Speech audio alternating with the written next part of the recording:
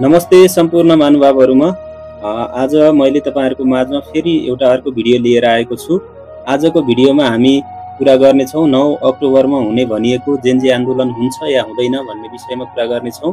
साथसाथै जेनजी आन्दोलनले के परिवर्तन दियो त र जेनजी आन्दोलन भन्दा पहिला कस्तो थियो नेपालको अवस्था र जेनजी आन्दोलनपछि कस्तो छ भन्ने विषयमा पनि हामी कुरा गर्नेछौँ र जेनजी आन्दोलनको त्याग र बलिदानले हाम्रो देशलाई के दियो त भन्ने कुरामा पनि हामी विशेष रूपमा कुराकानी गर्नेछौँ। यो भिडियोलाई अगाडि बढाउनु भन्दा पहिले म तपाईहरुको माझमा सानो एउटा बिन्ती बिसाउँछु कि तपाईहरुले यो भिडियो हेर्दै हुनुहुन्छ भने भिडियोलाई पुरा हेर्दिनु होला र लाइक, कमेन्ट, शेयर र सब्स्क्राइब पनि गरिदिनु होला भनेर अनुरोध गर्न चाहन्छु। अब सुरु गरौँ। आजको विषयवस्तु हाम्रो जेनजी आन्दोलन भन्दा पहिला हाम्रो देश कस्तो थियो त भन्ने विषयमा हामी विशेष कुरा गरौँ। पहिला जेनजी आन्दोलन भन्दा पहिला जुन सरकार र सबै पार्टीहरुमा एउटा दम्भ थियो कि हाम्रो पार्टी जस्तो कुनै पार्टी छैन अथवा हाम्रो सरकार जस्तो कुनै पनि सरकार छैन, हामीले गर्ने हरेक कुराहरु सकारात्मक हो भन्ने एउटा भ्रम थियो। त्यो भ्रमलाई चाहिँ जेनजी आन्दोलनले 2 दिनमै पुरा तोड्दिएको छ र हरेक कुराहरु ती नेतादेखि लिएर कार्यकर्तादेखि लिएर तपाईका ती दम्भ भएका ती नेताहरुलाई पनि सडकमा आउने काम चाहिँ जेनजी आन्दोलनले गरायो। ती नेता कार्यकर्तालाई सडकमा ल्याउने काम चाहिँ जेनजी आन्दोलनले नै गरेको होला। जेनजीहरुले तोडफोड गरेनन् होला, तर त्यो सुनौलो अवसरलाई प्रयोग गरेर भए पनि ती नेताहरुको घमण्डलाई तोड्ने काम चाहिँ जेनजी आन्दोलनको बेला भयो। यो सकारात्मक पक्ष हो। आन्दोलनको कहिल्यै पनि एउटा निश्चित मापदण्ड हुँदैन, त्यस्तै भएको हो यो जेनजी आन्दोलनको बेला। जेनजीले नगरे तापनि नेताहरुले देशमा यतिसम्म गरिसकेका थिए कि उनीहरुको एउटा नेपालीमा भनाइ छ, पाप भुरीबाट कराउँछ भने चाहिँ उनीहरुलाई पाप कराएको थियो, अरु केही पनि हैन हो। हाम्रा भौतिक संरचनाहरु जले, सिंहदरबार जल्यो, न्यायालय जल्यो, विभिन्न नगरपालिकादेखि लिएर पालिकासम्म जले, पुलिसका बिटहरु जले, 70-80 जना जेनजी दाजुभाइहरुले बलिदान दिनुभयो। अझै हजारौं हस्पिटलका शैय्याहरुमा हुनुहुन्छ। त्यो दुःखद कुरा हो, तर त्यो कुरा नभएको भए आज त्यो नेपालको सरकार पनि परिवर्तन हुने थिएन र नेपालका ती नेताहरुसँग भएको घमण्ड पनि तोडिन्थेन। त्यसो भएको हुनाले त्यो पुरानो सरकारलाई फाल्ने काम र ती नेताहरुको घमण्डलाई तोड्ने काम कसले गर्यो त भन्दाखेरि जेनजी आन्दोलनले गर्यो। र जेनजी आन्दोलनलाई हामीले कुनै पनि त्यो भौतिक कुराहरु, भौतिक संरचनाहरु ढले जले ती हामी बनाउन सक्छौं, तर ती जेनजी दाजुभाइले दिएको बलिदानी र त्यसपछि आएको नयाँ सरकार, जसरी महावीर पुनहरु, जगदीश खरेल ज्यूहरु एउटा राम्रो उच्च पदस्थमा पुग्नु भएको छ, कुलमान घिसिङ ज्यूहरु, उहाँहरुबाट त हामीले सकारात्मक सोचेका थियौं पहिला पनि, अहिले पनि सकारात्मक सोच्छौं।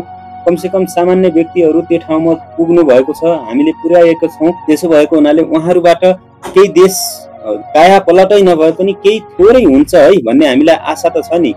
त्यसो भएको हुनाले त्यो जेनजीले दिएको बलिदानी र जेनजी आन्दोलनमा जे जति ती तोडफोड जति पनि जे भए त्यो एउटा इतिहासमा लेखिनेछ।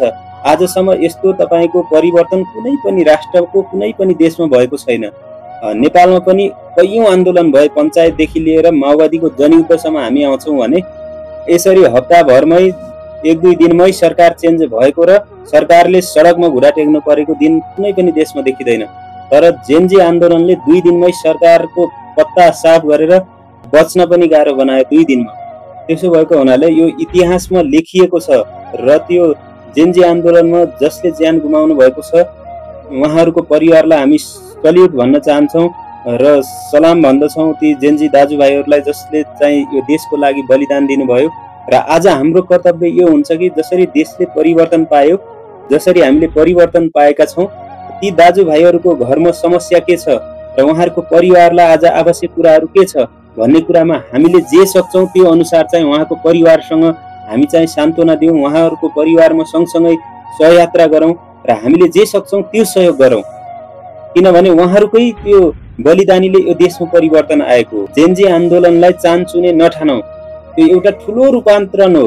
नेपाल सरकारलाई घुँडा टेकाएर सरकार परिवर्तन गराएर अहिले जति पनि सरकारमा जानु भएको छ उहाँहरुले पनि जेनजी आन्दोलनहरुमाथि गरिएका जुन कमेन्टमेन्टहरु छन्, तपाईहरुले जुन प्रतिक्रिया गर्नु भएको छ त्यो पूरा गर्नुहोस्।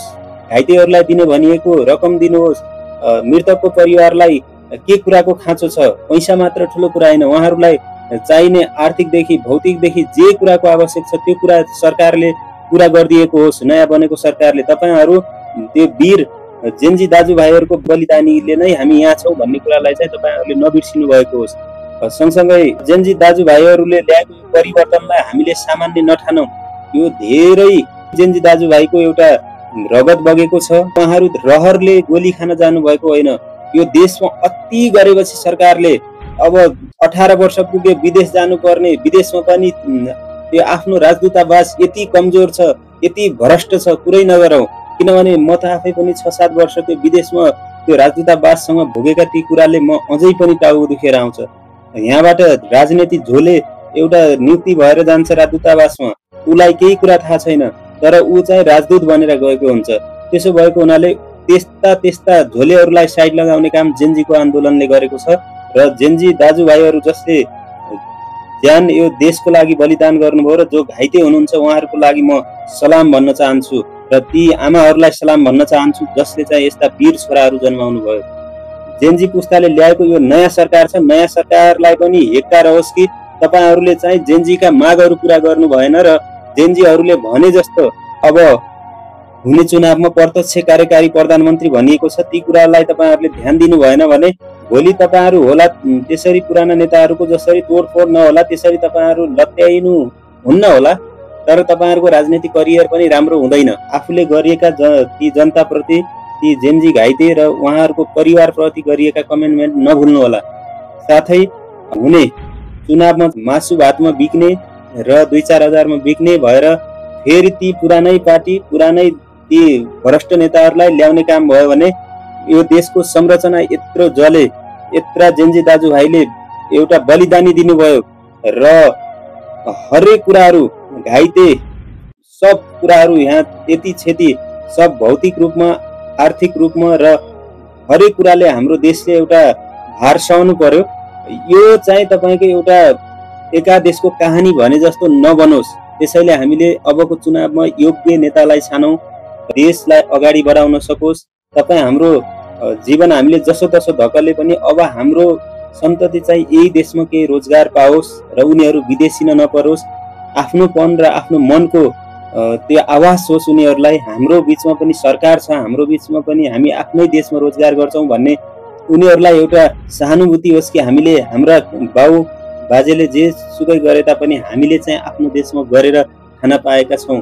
यो जेन्जी आन्दोलनले ल्याएको परिवर्तन सँगसँगै हामीले पनि हाम्रो देशमा केही गरेर खान पाएका छौं भन्ने उनीहरूले पनि एउटा इतिहासलाई सम्झिने समय त्यो रहोस्।